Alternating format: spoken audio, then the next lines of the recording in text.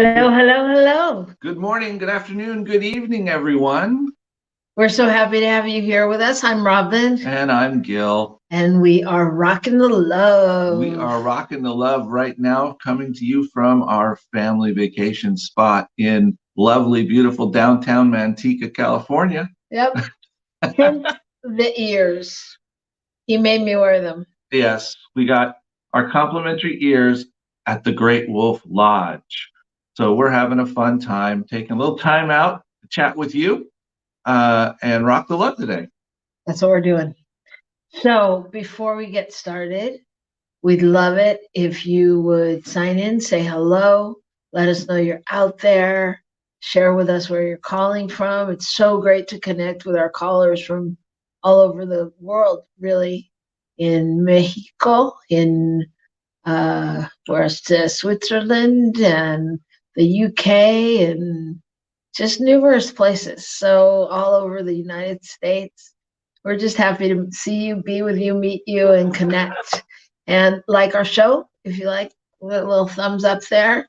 And sign up on all our social media things, because we'd love to hear from you and talk to you and get to know you better, find out what you really need. Because we love to do this show. We love to talk about relationships, and it's really good for us. It makes us grow a little bit. It does. But you know what I don't like? I was going to say I'm done with the ears. So okay, we can take the ears off. There we go. Okay. All right. Now I feel more professional. All right. Well, we've done our promo. Thank you. All right. We'll get our, oh, that's right. We don't get anything free, do we, for that? Okay. So today we are in a new month. It is April. Today's April the 6th, 2022. And we are starting our theme for April, which is awakening the garden. That sounds intriguing. It does sound intriguing. Sounds really intriguing. It does. It took me a while to convince you of it. But I like it because I think it's the time of year where the garden really comes alive and awake, right? And and new things pop up, and sometimes it's more than what was planted there or what you saw last time. It's really just being able to see the newness, and sometimes it's come from a different place. It's kind of like life, right? It just surprises you in different ways. Mm-hmm. Yeah. So you give them kind of a roadmap for the month, quickly. Sure. So today we're going to talk about clearing, because when it's springtime, the first thing you have to do in your garden is what? Clear out. Clear out. And then next week we'll talk about assessing your garden, and then we'll amend the garden, and then we will cultivate the garden. So it's all on this garden theme, and I think it'll be kind of fun. So we're excited you're here. Bonnie, we're excited to see you. Thank you. And no, they were wolf ears. The place we're at is very thematic. It's the Wolf Lodge, and it's got pictures of wolves all over, and different animals, and a big paw print on our mirror. It's very well branded. Paw print on the soap, paw print on the waffles. It's everywhere. It's really great marketing team, but it's very sweet. It's a very lovely place, and we're having a good time, and it's nice and clean and new, and kids are engaged and out of their parents' hair, and it's just sweet. So we're having a good time. This is a big month for us. We got a lot going on and coming up. We're traveling a lot, and last month was our birthday month, and this month is our anniversary month. 20 years. It can be done. I'm here to say, ladies, don't give up. Gentlemen, don't give up. Don't give up. Love is love, and it comes through. So 20 years. So anyway, but that's not today. Today's about clearing, and that's part of the reason we can say we've gotten to 20 years, actually. Clearing, like I think of an opening in the forest and cultivating, a place to cultivate. That's really when I looked up a definition, that was one of the definitions, the opening the land for cultivation. Mm-hmm. And that's really what we're doing, right? So we have to clear out the weeds. We have to tend to the soil. We have to make sure there's no rocks, whatever it is, right? And these are things that can be things that we hold on to, things that show up and just sort of take growth, dig their heels in and don't let us go. And how do we deal with that? Well, I think it's interesting because we go with the metaphor, and what I was thinking about was sometimes we think about clearing like that means we're gonna bring in a bulldozer.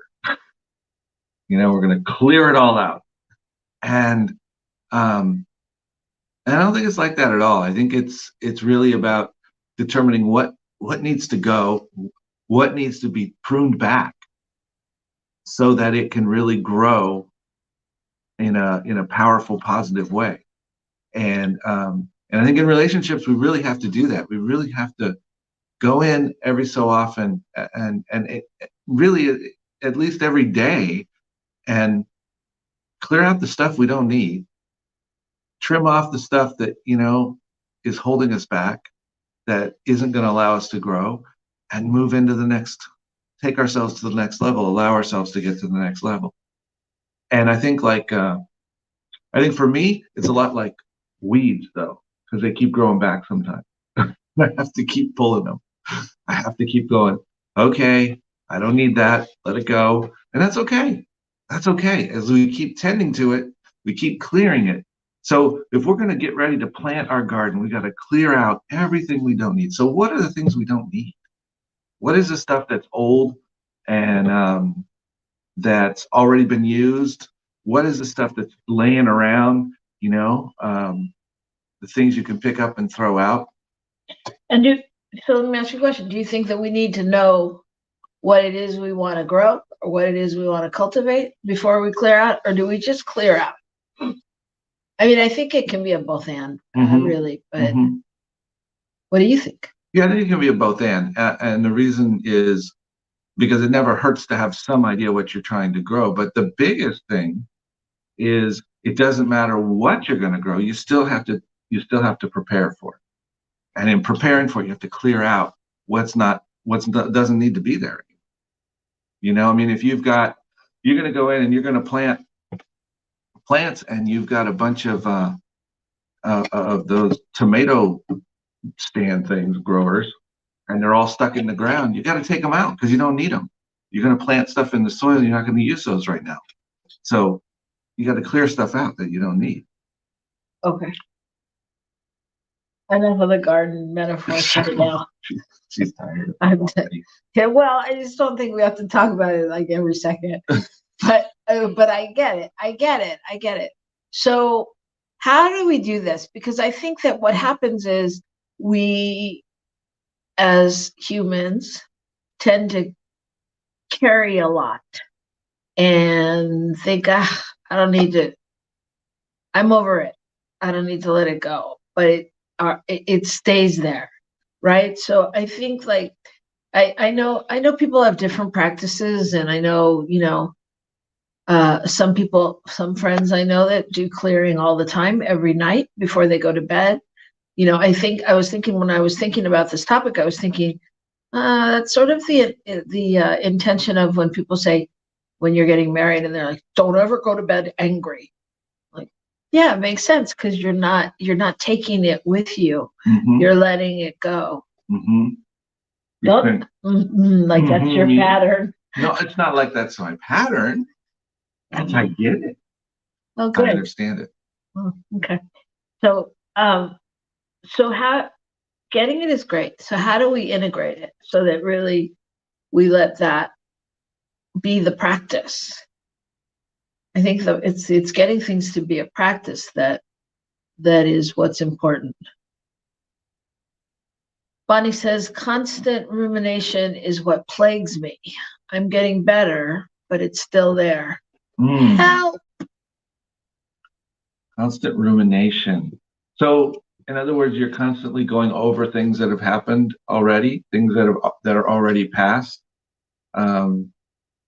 Perhaps Well, you can speak more to that, Bonnie, but I think it's staying stuck on something, right? yeah, Just staying stuck and constantly being not not not moving into necessarily action or resolution or whatever, just staying stuck on the issue at hand. Um, so okay, so how do we clear? For me, I was thinking about uh, it's really clearing is really this is just my thing when I was again processing this topic.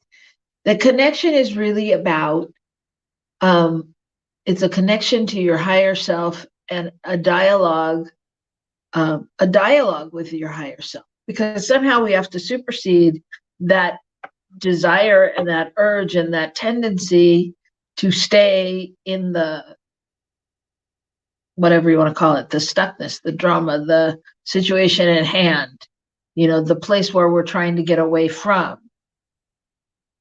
And so it's once again really about coming to center and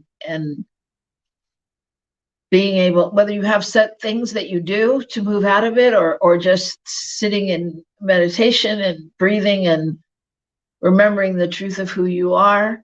And believe me, I'm tossing these things out like, oh, the meditation and remembering who you are, as if that's an easy thing to do. I'm not saying that. There are different things that different people do, and we'd love to hear some of your things, but that's just some ideas. Sorry, didn't mean to move out of frame. But that makes me think, though, really, that is, we have to take the intentional moment to clear.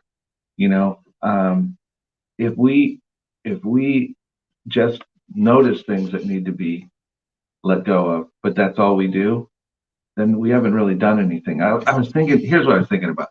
So Rob and I had a little disagreement before we left the house for this, because we were actually having somebody coming to clean the house, and that's very important. And we only do it once in a while, and the rest of the time we're taking care of it. So here's the thing, though.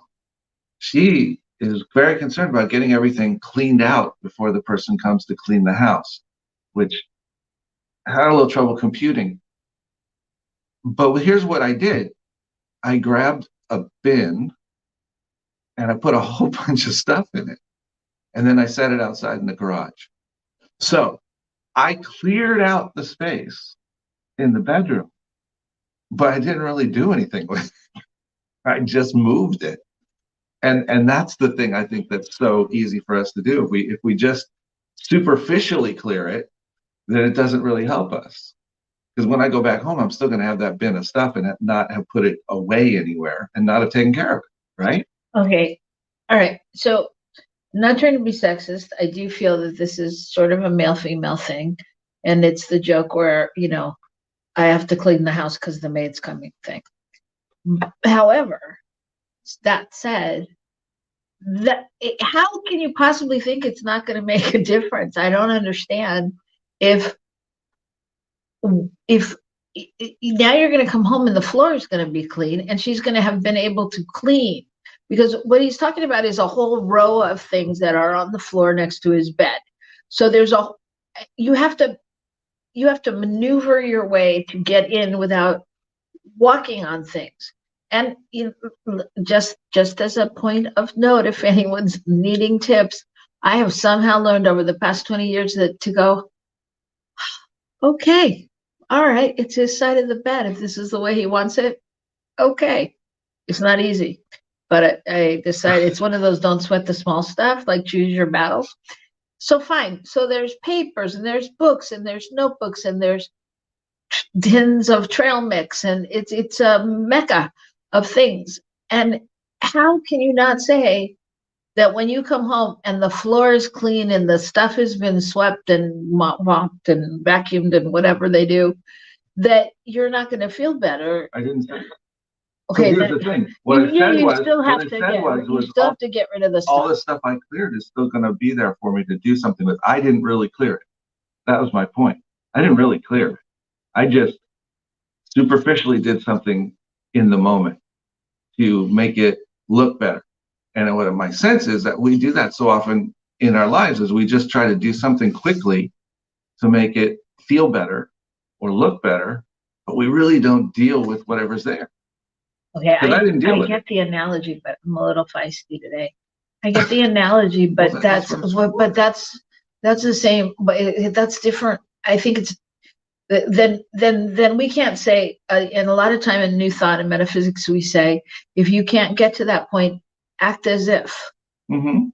So it's the same thing. If it's a point to get you to the point. So someday you're going to walk in and go, huh, it's a lot nicer to live without the floor being filled with things and having to step on things, and me hearing you go, crap, oh, I just knocked over blah blah blah, so at some point you're gonna go, hey, if I just go through that box and put it away somewhere else, I don't have to do that. All right, now to our viewers. Okay, so Bonnie says, all right, Well, I just want you to know that I wasn't arguing that point at all. My point was that what I did was very superficial and it really didn't take care of the problem. I wasn't disagreeing.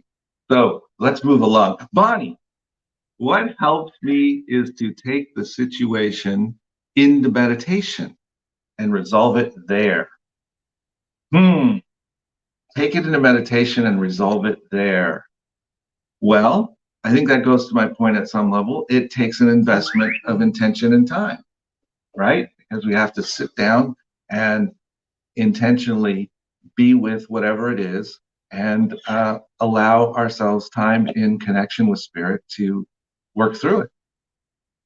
And that is something that I think is valuable to all of us to realize that time, although it seems sometimes rather, that there's too many other things to do, but that time is really valuable.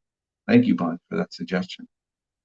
Yeah, I agree. And I think, one of my questions for you was, how easy is it for you to clear something or to clear the space? I mean, there's our relationship, but there's also relationship to other things and with other things, right? Mm-hmm. And so, and I was thinking as we were talking, there's this illusion that we will clear it and then it will be done. Mm. And I'm not sure that that's true. I think it's ongoing. So it's not like, well, not your floor, so don't get any ideas, but like the big things, it's ongoing that we will inevitably feel a certain emotion again and have to clear it, or have a certain situation arrive with someone in our family, or Well, I'm going to go back to our garden metaphor, and that's we're awakening the garden for this new growing season, and so we're doing this. But we have to do that every year. And then once we get that part of it done, we have to continue to keep clearing out whatever little stuff is happening in it throughout the time that things are growing, the little weeds, the little stuff. So yeah, it's continuous. It's kind of this big thing we do on a more on a regular basis with longer term, and then there's all the little things we do in between. But yeah, it's constantly happening. I think every day we have to wake up and go, let's let it go. Let's clear it out. Let's move in. Because I have been in our relationship angry for days. I hadn't noticed. Really? God, good at hiding it. But I don't do that in the same way now that I used to. I still get upset. But the point I'm making is that I've learned how to move and let go of that stuff in a different way, to clear it out, to let it go, to acknowledge that I'm just holding on to it because it's an ego thing, it's an old pattern, it's a whatever it is. Mm-hmm. And so we talk about clearing. We get the opportunity to clear out every day, because every day we start anew. Every moment we start anew. Yeah.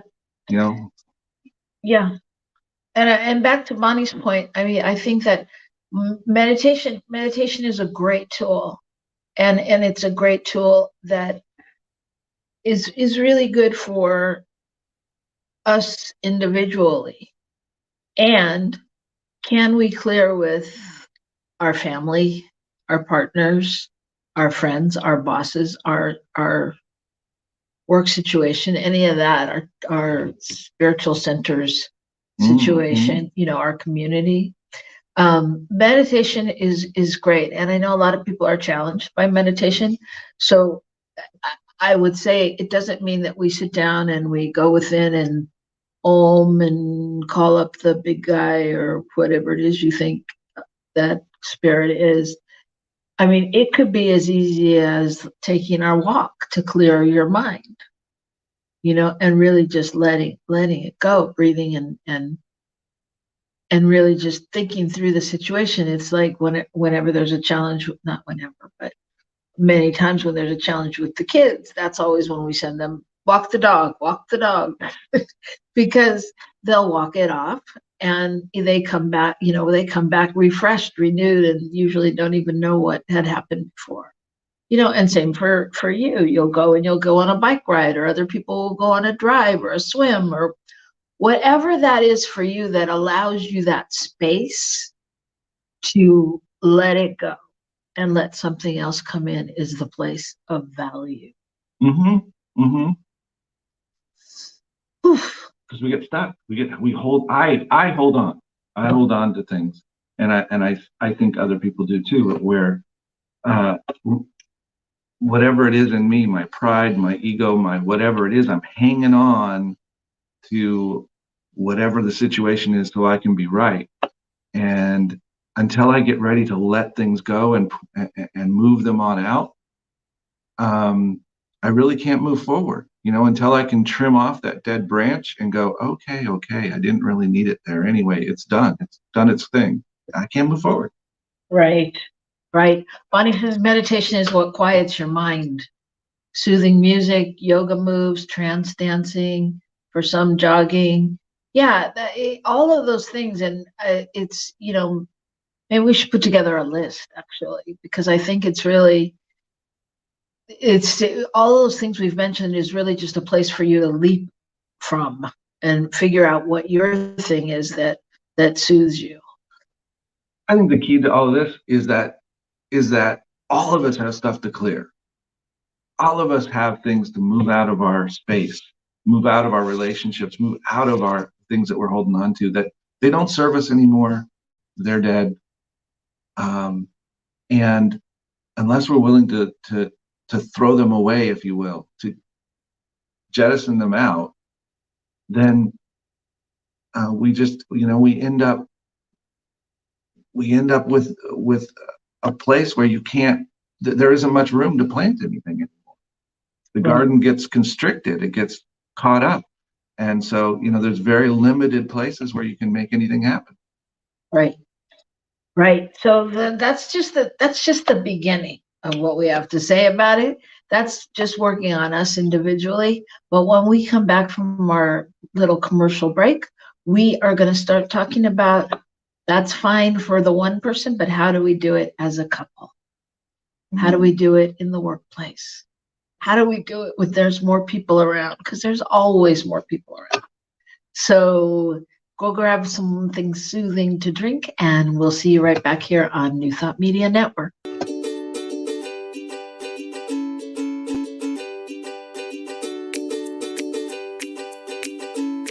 Thank you, Center for Spiritual Living Denver, for your continued support. Thank you, Center for Spiritual Living Midtown Atlanta, for your monthly contribution. Thank you, Center for Spiritual Living North Jersey, for your monthly contribution. And please help us welcome Olmstead Center for Spiritual Living in La Mesa, California. Thank you for your monthly donation. Thank you, Center for Spiritual Living Seattle, for your most generous donation. And a special thanks to Hefferlin Foundation for your generous technology grant.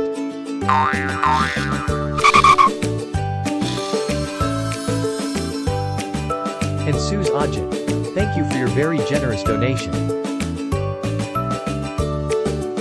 And a super special thank you to Dr. Tracy Brown, RSCP. Thanks for being a super donor. And a big shout out to all our committed donors.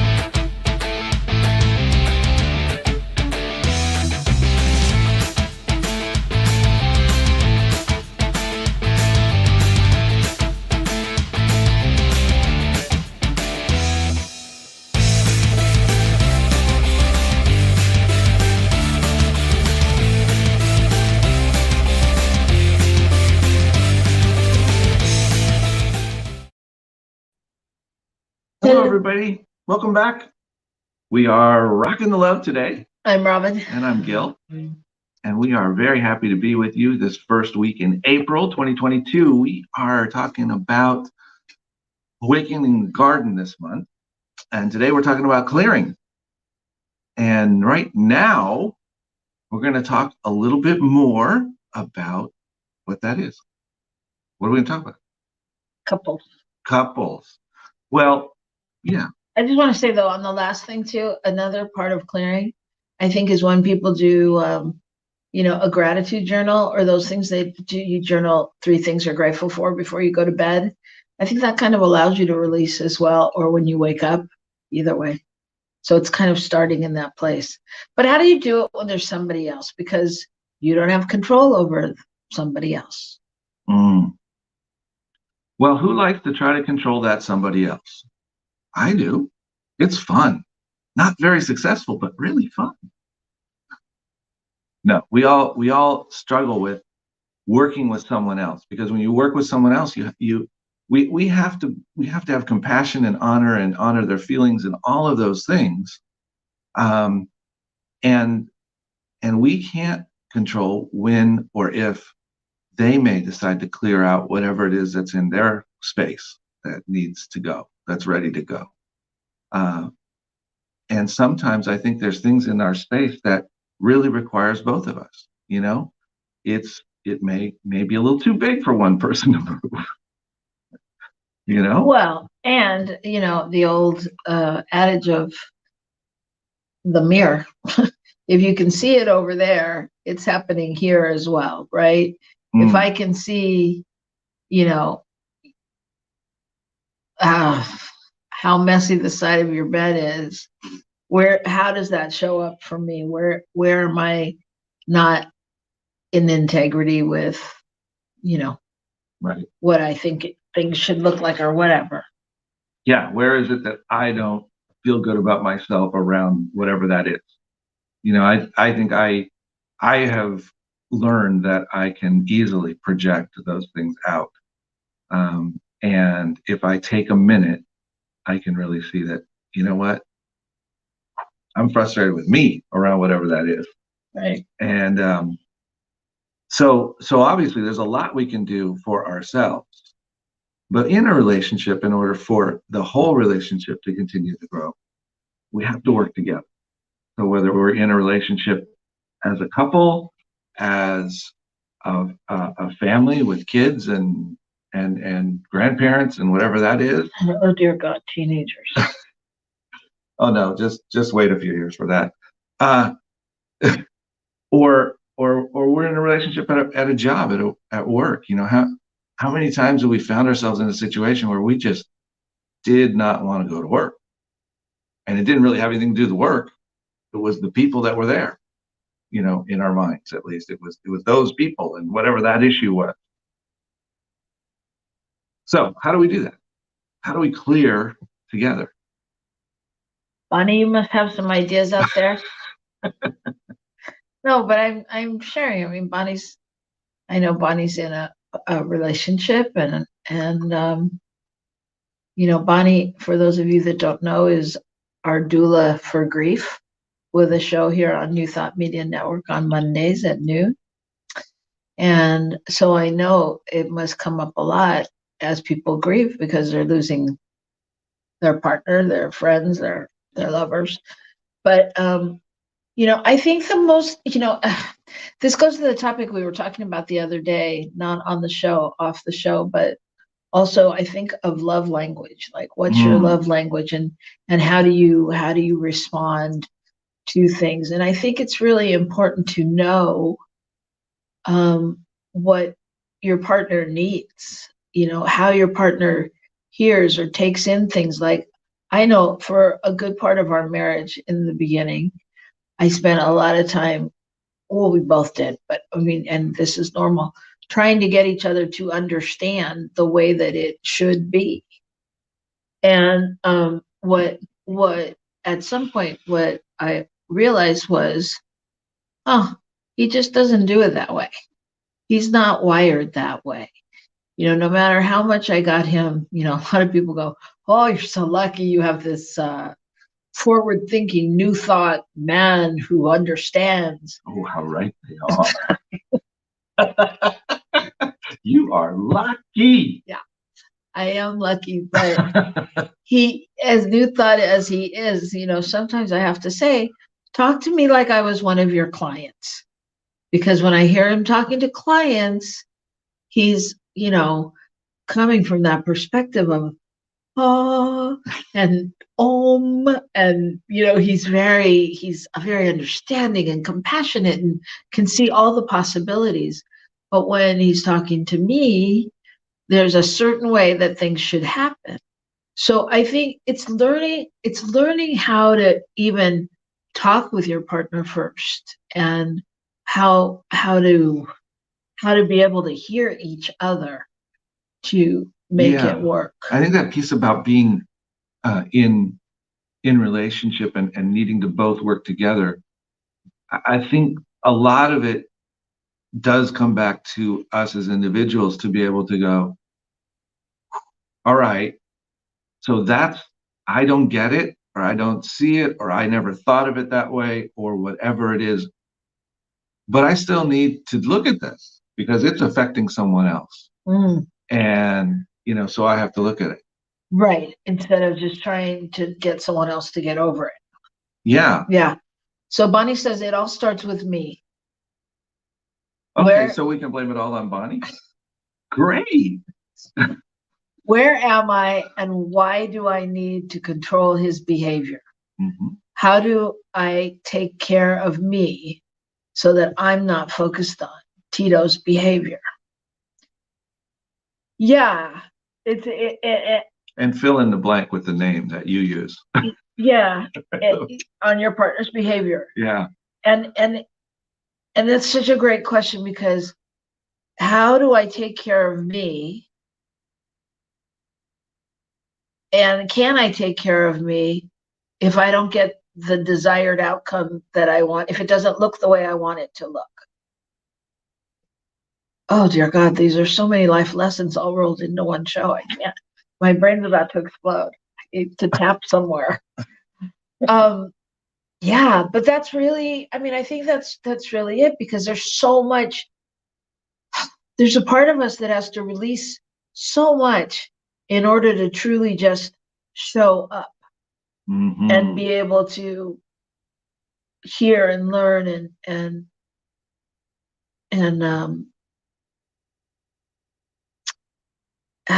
yeah, Bonnie says it's an inside job. It sure is. It sure is. Yeah. So I think that, I mean, in a lot of relationships, you hear about different processes, right? That people will do to come back to center, or to communicate better with each other. I think it takes a real commitment to be able to do that.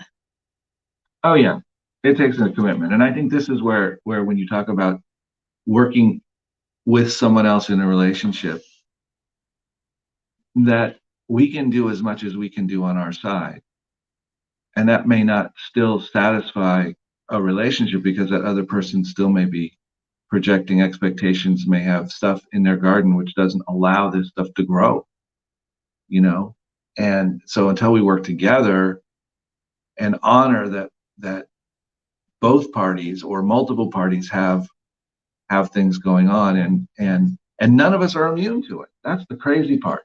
I mean, and none of us are special because of it either. I mean, that thing where, oh, this is so awful, this is so hard, you just don't understand. Well, everybody virtually has had some experience that is similar to what you're talking about, whatever your experience is. I mean, as simple, as small, or as big as you can make it, we've all had to walk through it. Well, and I think even just on a lighter note, I mean, I know that you say this to me a lot, that, I mean, I think sometimes even as we're trying to understand each other's, communication mode or love language or whatever you want to call it, that it's challenging to play along, because like there's times when you'll say, okay, I'm doing this, I'm touching you and I'm listening to you and I'm blah blah blah, and I'm like, don't touch me. This is true. And I'm just saying this in general. This is in general for both of us. I'm just speaking for me, or something like that. And it reminded me, when I was thinking about that, it reminded me of when we did a lot of weddings and a lot of coaching for couples, that one of the things we would say is, the way you do your marriage is the way you do your wedding is the way you'll do your marriage. Yeah. And what we meant by that is, there's so many times, and this is really just talking about everybody's precursor in relationship, kind of in that, beginning stages. We're talking about like when the wedding, when it's the bride's day and blah, blah, blah. And so the bride goes around saying, this is what I want, this is how I want it, da, da, da, da, and the guy doesn't have any say in it. And then they get into their marriage, and the guy goes to say something. Well, they get in their marriage, and then the woman says, why don't you have an opinion? Why aren't you giving me your opinion? Why aren't you? You never tell me what you want. And you don't make any moves to make anything happen. Well, because it's been set up that their relationship is based on not being in partnership. Yes, not being in partnership. And a wedding just happens to be a really glaring example of how you're going to be in partnership. Right. In my humble opinion, and how you're going to listen to what each other feels and needs and wants, and how you're going to understand. Robyn mentioned love languages. Well, what's gonna make one person feel like this is a really loving, moving experience versus someone else's, and I do a lot of really loving things for Robyn, most of which are based on how I perceive love to be for me. Right. So, for example, he'll be like, did you see? I fixed the light socket. Okay, thank you. I'm very appreciative of that. But that to me doesn't say I love you, right? Or, one year, our family jokes. One year for Christmas, he gifted me a trash can. We're like, everybody's like, really? And a vacuum cleaner. Oh, good. Thank you. Oh, next to diamonds, it's the next best thing, right? So it's not, and I'm appreciative, and it's not that. And we can laugh about it, and we could laugh about it that day and go, what are you thinking? But that's not the case in everybody, right? So we start to fester some of this stuff inside. And I think one of the things that we don't actually do, but that feels like it would be successful to me, and that I've heard about, is people who do certain clearings and sit and do processes, not long processes, but even just the process of connecting and being together. And I'm talking about partnership now. Obviously, this isn't necessarily one for your boss. But connecting and looking in each other's eyes, breathing, and just answering a few simple questions. And the other person just sort of listens to them. And it's an exercise to kind of just bring you back together, right? To bring you back to center. Because if I have to sit and look at him and listen to him when I'm mad, by the end of that, we've connected. It's about connection. It's a connection matters more than anything. And you'll see that theme play out everywhere. Mm-hmm. And the other side of that is exactly what we're talking about. If there's a bunch of growth and stuff in the way, then the connection doesn't happen. Sorry, I go back to what I think about. You get out the old flashlight and it doesn't work, and you open it up and the things are all rusted where the batteries go. There's not a connection then. So it doesn't matter how new the batteries are you put in that thing, it isn't going to work unless you clean it and fix it and clear out the rust. And that's the thing I think we're talking about. You can put in all kinds of new shiny things into your relationship, but if you haven't dealt with the stuff that's in the way, then those new shiny things aren't going to matter because they won't work. That's the time when your partner gives you a new flashlight. That's right. That's when you need to do some deeper work. Yeah, I'm a little too literal sometimes. But anyway, like sitting and doing a clearing, again, like the first question you ask is, or your first question you answer is, you say to your partner something like, sometimes I want you to know, blank, blank, blank. And they just sit and they listen. And then you say, something I see in you that I see in myself is blank, blank, blank. And then you say, something I like about you is. I think we should try this. Right. I don't think we really, no, not, well, we could, I guess. But I was just thinking, I don't know that we've done this in ways. But we haven't formally, if you will, sat down and really intentionally said, okay, this is what we're going to do. And I'm just hearing myself in my thoughts that one of the keys about this is giving the space for both people to share. Absolutely. Because I like to defend myself. I also nothing but honest, folks. I like to know that the other person gets what I was thinking or what I was doing or why I was doing it.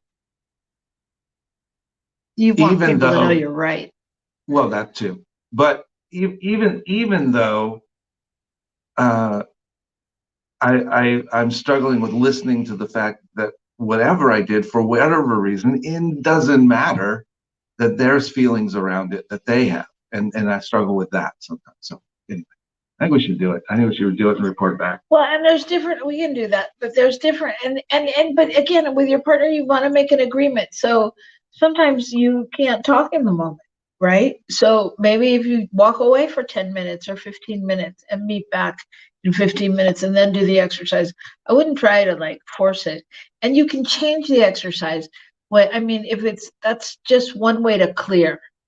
And you could clear like that with family members. And if you're angry, you could say, something I'm angry about you with is, and leave that space. Something I'm afraid to tell you is, and leave that space. Something I'm upset with you about is, and leave that space. You know, and you don't want to take a lot of things in. I don't think it would take more than 3. And I personally like ending, and something I like about you is, Oh yeah. or something I love about you in this moment, or whatever. But I mean, you can create it to work for you in a numerous ways and for numerous things. I'm willing to try that. Yeah. And I'm going to challenge other people to try it. Try something. Try that. Try taking them a time to really look at each other and ask simple questions like that and listen and just listen.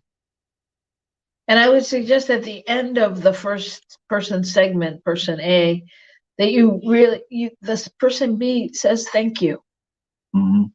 and takes that in and takes a minute and then starts.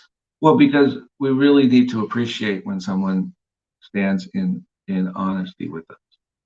You know, to be able to say, this is what's making me angry, or, you know, or this is why I'm feeling sad, or whatever it is. That's not easy Right. necessarily. But then you feel heard, right? So you can kind of let it go and clear the space.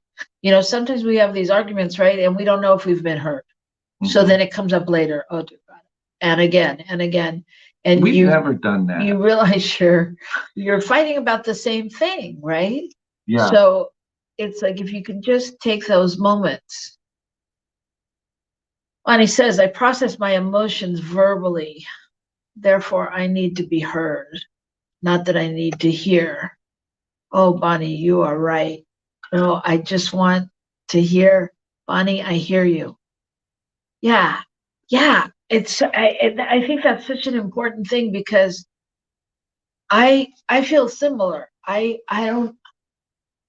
don't necessarily hear. I don't need to hear you're right, but I need to hear the compromise or the understanding, the understanding. And with you, a lot. I mean, that's how I feel, because you're so smart, and I watch you understand all different things in life. And then, I say, it really doesn't matter how I put the dishes in the dishwasher or whatever. And you will fight to your death to defend why this is the right way. And I'm like, can't you just see that not everybody comes from that perspective? Mm-hmm. So it's like really just taking that moment to hear and acknowledge. And even if you said, at some point, I heard you when you said X, and I'm having a hard time understanding that, or I'm having a hard time integrating that or processing that. But like Bonnie said, at least it's acknowledged. We know it's on the table, and everybody walks away feeling heard. Well, I think that's part of. We try to do it too fast, and we the general. We. I think we go in and we think, okay, I heard you. Moving on. And what really needs to be is, okay, I heard you. Thank you. I hear you. And let that be without anything else until it comes around to my turn, kind of thing, to let it be. And I think that's something that's hard to do sometimes, is to really hear a person without figuring out what I'm going to say next, to rationalize whatever my side of that story is. Yeah. Bonnie says, this feels respectful to me, which soothes my emotions. Mm-hmm. Yeah. And again, there's all different ways to do this. I mean, you can clear and to boost, to diffuse anger, to diffuse a fight. You can clear to boost connection and rapport, by saying something I'm excited about with you is kind of thing. There's all kinds of ways we can you know, we can skew it. Something I admire about you is, something I'm looking forward to with you. And but it's really just, I think it's funny because in some ways it's exactly what we said. We are going back to us. We're going back to what I'm feeling, and then taking the space to acknowledge what someone else is feeling. But then we're sure we've been heard, that, I see you, I love you, I admire you, I want to be with you, whatever. Honey says, oh, it's so true. It's never what you say, it's how you say it. That's what I say to you all the time. Why do you talk to me? Why are you saying it like that? And you say, I didn't say it like anything. So that's also an interesting conversation that we don't even hear ourselves a lot of the time. And if we don't acknowledge what our feeling is underneath, then we don't even realize what we're communicating out into the world. And I think that's part of this clearing, is we got to clear out that stuff so that we don't communicate stuff that doesn't need to be in the picture, or that we really don't want to communicate. Does that make sense? Yeah, it does. Yeah. And I would say that, even if it's not with a partner, if it is with a boss or a family member, and maybe even a family member or somebody you don't talk to regularly, maybe it's just something you're holding on to, that you do some kind of process like this and journal about it.